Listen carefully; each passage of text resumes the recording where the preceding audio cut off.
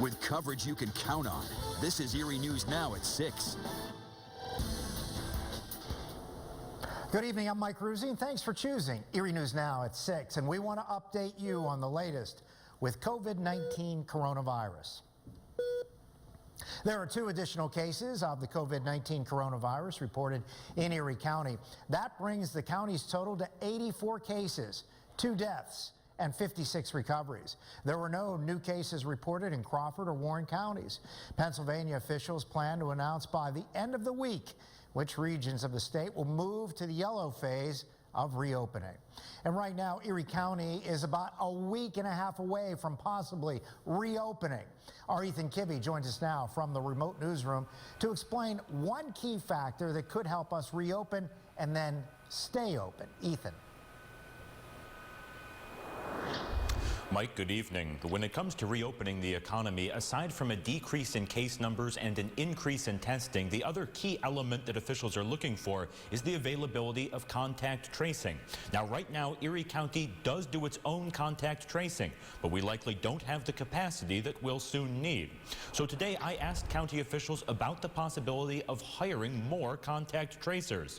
Massachusetts, for example, already plans to hire 1,000 extra contact tracers, and officials here say that's a good idea. They say Erie County alone would likely need between 60 and 75 tracers, trying to limit the disease's spread by alerting people who might have come into contact with it. That's a lot of people, but hiring them could be essential to helping us overcome the virus. If we take for granted the options of moving around and we don't take masking seriously and hygiene and social distancing, and we begin to travel, our numbers will increase very significantly, very quickly, and if we become overwhelmed, that's a big concern because we won't be able to contain the spread of disease, which then puts us at jeopardy of remaining in yellow.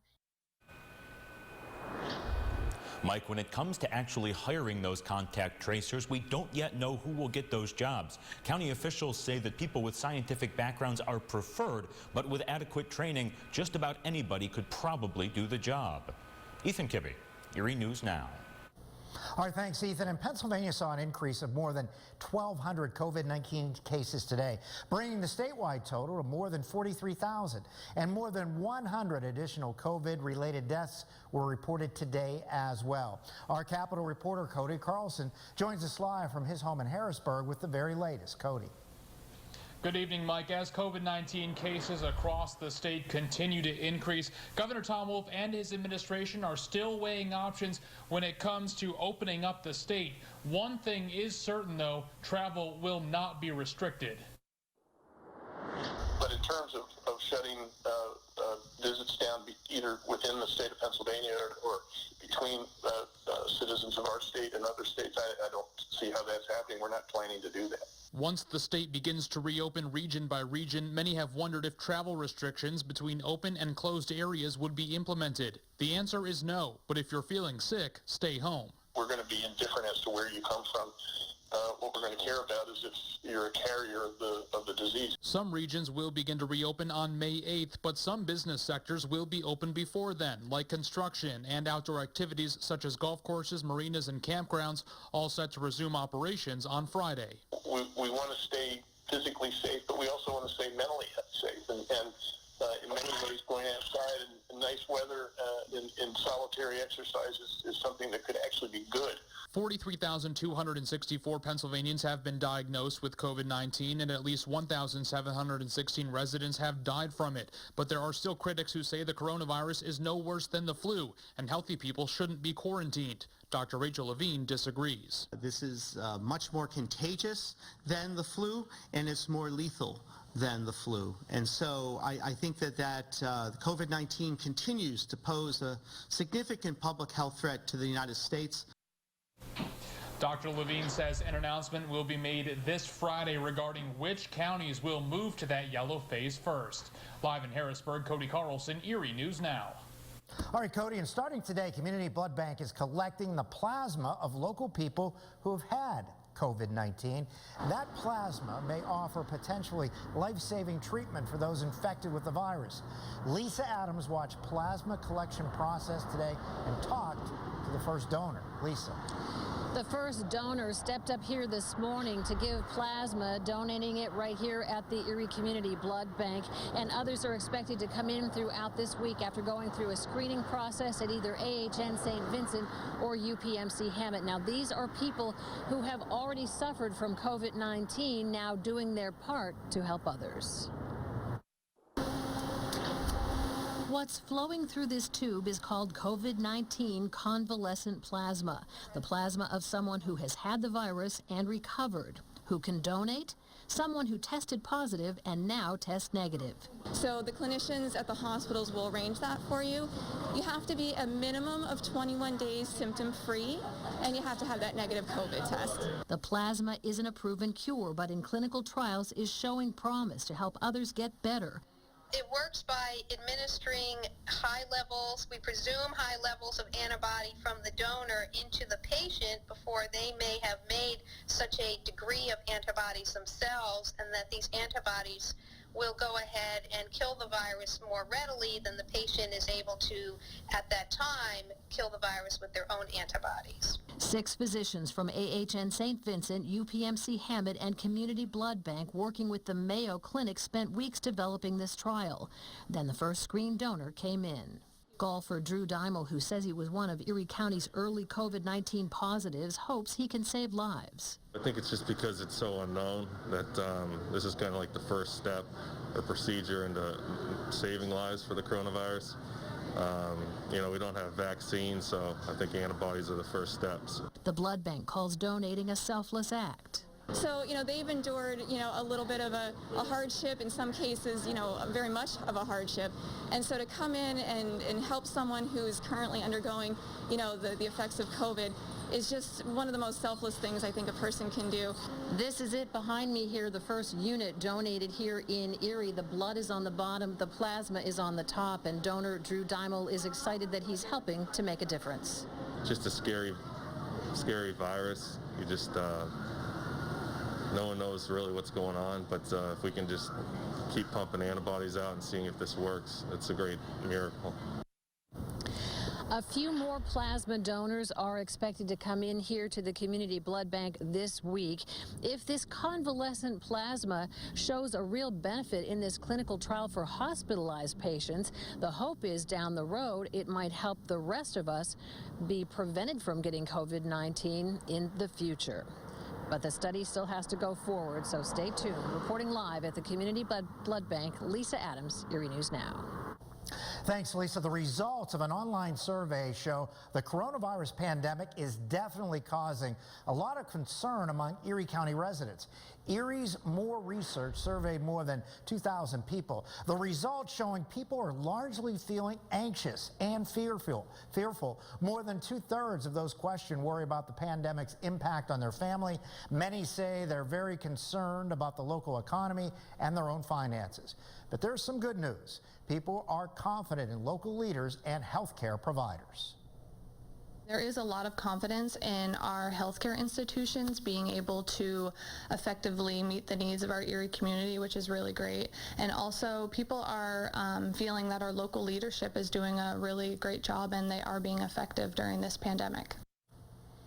And the survey also showed people are consuming more social media and TV news and communicating more with people over the phone and internet. All right, now to weather coverage you can count on. John Stalen back at his home office with plenty of energy after bringing out his crock pot today. What's on the weather menu? Well, a little barbecue rib action is in the crock pot tonight. The good thing about working, I guess, from home is that you can smell the crock pot all day long as opposed to being at work and thinking what you're cooking, so that's kind of cool. But what's really kind of neat out here is the beautiful day we had. Temperatures into the 60s, finally into the city, and we're looking good. And we look like we're going to do that again for tomorrow. Idaluca Chiropractic Skyview Cam looking fantastic out there. Temperatures still still into the 60-degree reading out there, but it's going to cool down considerably. We got some high, thin clouds moving on in. No rain in the clouds right now, but you can see we have 60s throughout parts of Erie County, northern parts of Crawford County. So all in all, we're looking good. That water temperature up a degree since yesterday. It's not swimming water, but it's moving the right direction. Clouds will start moving on in tonight. 64 degrees, your high for today. No rain to talk about, but we will see a few showers on the overnight. Nothing overly heavy, but nonetheless, some thunderstorms could be on the way too. We'll talk about that in just a few. All right, John, and still to come this evening, Pennsylvania's unemployment compensation system continues to be backlogged as people file claims. And we're answering your unemployment questions after John's first warning weather forecast. Now, first warning weather, powered by Doppler Max. All right, Sarah is looking pretty good out there right now. A little cheeseburger, a little shake. Tell me what your favorite shake is. I like chocolate banana. That would be pretty good, actually. Or chocolate strawberry. Big picture for us here. Doppler Max, all quiet right now, and you can see there's some clouds starting to scoot on in. So clouds will thicken on up tonight. Not a really good shot of the moon, but you can see as we pull on out a little bit out towards the west, we are seeing a line of showers and a little bit of thunderstorm activity back into the central part of the U.S. That's system moving our way. It could give us a chance of a thunderstorm. It's a very low chance, but nonetheless, still a chance nonetheless. First warning weather futurecast, you can see just some light showers moving on through late on the overnight into tomorrow morning, and then we'll see some sunny conditions. Clouds will fill on up, and then we do have the chances of some showers throughout the day. Maybe even as we head into the evening hours, yeah, we could see a thunderstorm popping on up once again. We're going to see some really strong gusty winds too as we head on through late on your Wednesday, and as we head into Thursday, some scattered showers as well. Storm outlook for you, SPC, general storms for you. A gusty day possibly with wind gusts up to 45 miles an hour. That'll be later into the daytime. Just a general thunderstorm, nothing severe at this moment. Remember, severe winds got to approach 60 miles an hour. These are just 45. Bob Ferrando World Camp for you. Mostly cloudy skies out there into Meadville. We're at 58 degrees there, 59 into Warren, and we're 57 out into Jamestown. Showers arriving overnight. I'll give you a 1 on the weather impact index. Other than that, super mild temperatures for the overnight, just a little bit breezy. UV index for tomorrow, if you're making plans, going to be low. Medium on the pollen count, and of course air quality looking good for you. That is a graphic we'll be showing you throughout the summertime. 68 degrees for tomorrow. Could we hit 70? Just depends on how much sunshine we get. That could be a possibility. We're into the upper 50s for your Thursday with some spotty showers across the area, maybe an early rumble of thunder, and you can see 54 cool degrees for your Friday as we get ready. Maybe a little golfing, set your tee times. You might see a little spritz out there, but still it'll be enjoyable. 64 for Saturday, 66 for your Sunday, and a few isolated showers, and we're back to sunshine and cooler temperatures for your Monday. Mike?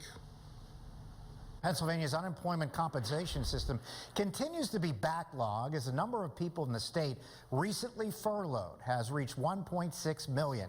We have team coverage you can count on tonight. Isaac Petcash spent the day getting answers from the state, but we begin with John Lass from our remote newsroom. And John, you talk with two people who say this issue is keeping them up at night. Is it really that bad? Well, Mike, one person is someone who's been trying to get through to the state unemployment compensation office for several weeks. She's been unsuccessful and she has bills to pay. The other is a state representative whose phone won't stop ringing from people asking for help. Heidi Elder of Lake City is one of 1.6 million Pennsylvanians who lost their job because of the shutdown of unessential businesses. She's also one of the many who are frustrated with the Pennsylvania unemployment compensation system. The system is backlogged with claims.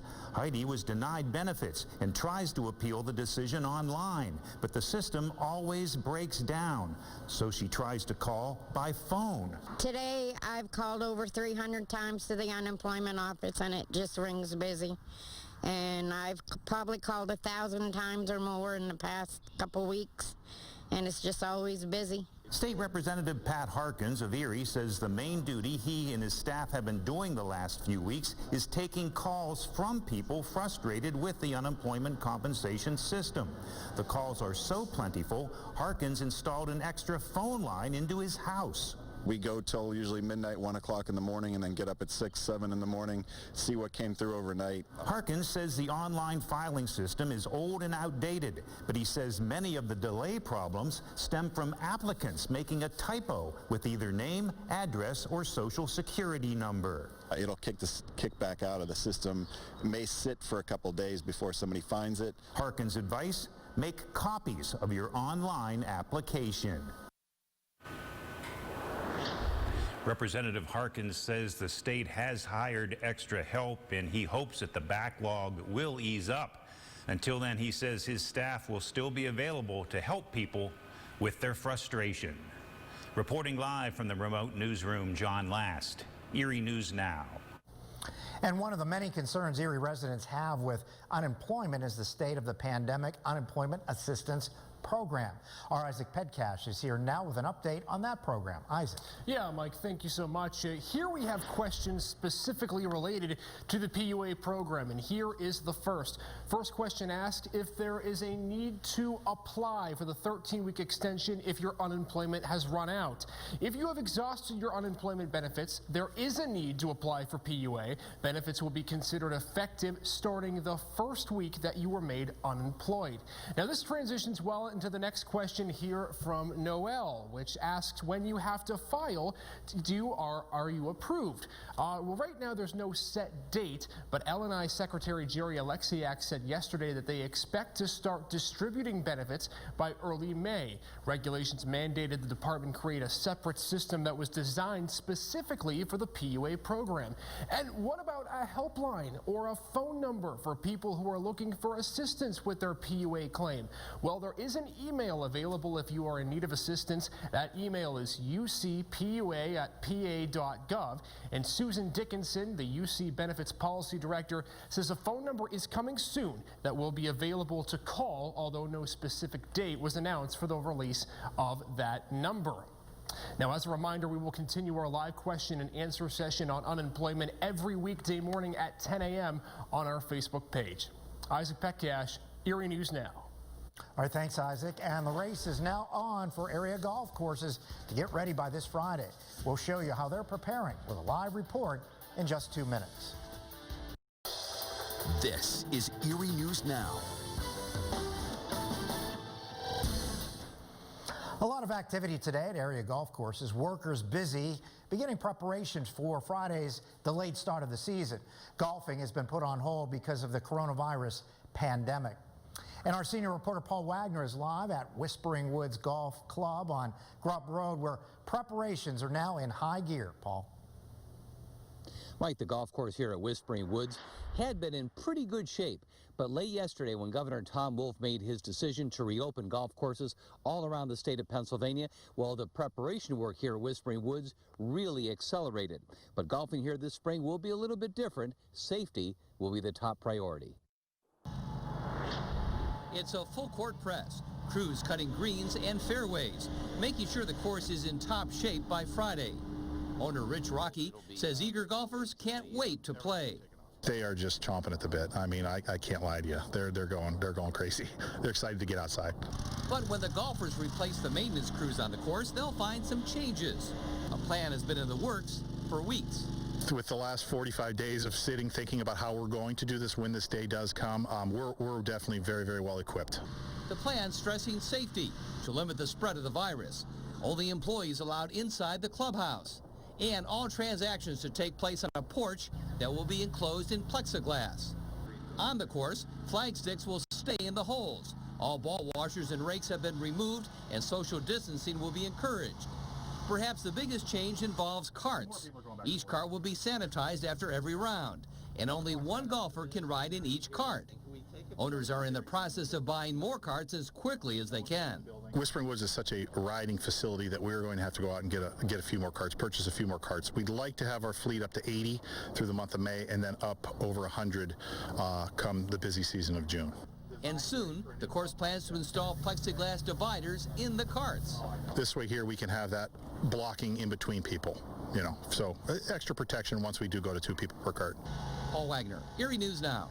Because the course is outdoors, of course, wearing a mask for golfers, we're told, will only be optional. Employees, we're told, will be wearing masks when the course opens. Live at Whispering Woods off Grubb Road, I'm Paul Wagner, Erie News Now. A popular summertime event has been canceled over COVID concerns. The details ahead on Erie News Now. This is Erie News Now. Organizers of the popular Gears and Grub event have canceled this year's event. The event was scheduled for July 17th through the 19th and would have been held at the Erie County Fairgrounds for the very first time. The Gary Miller Jeep Invasion was part of this year's event, has also been canceled. The Anna Shelter was the nonprofit benefiting from this year's Gears and Grub, and event organizers encourage you to donate if possible. The event was canceled out of an abundance of caution as the COVID-19 pandemic continues to evolve. And road work is expected to resume Friday on the Interstate 90 reconstruction project near the Ohio state line. Now, PennDOT says the project will restart May 1st with finishing work on crossovers. Lane restrictions and nighttime work is expected to begin Monday. Now, work will start westbound from the Ohio state line to the Route 6N exit. This is the second year for the project, which will replace guide rails and road surfaces. Crews will follow CDC guidelines and project-specific COVID-19 safety plans. And that's our report for this evening, but join us for Erie's only 7 p.m. newscast on WICU 12. We leave you with this reminder: take a little time to breathe.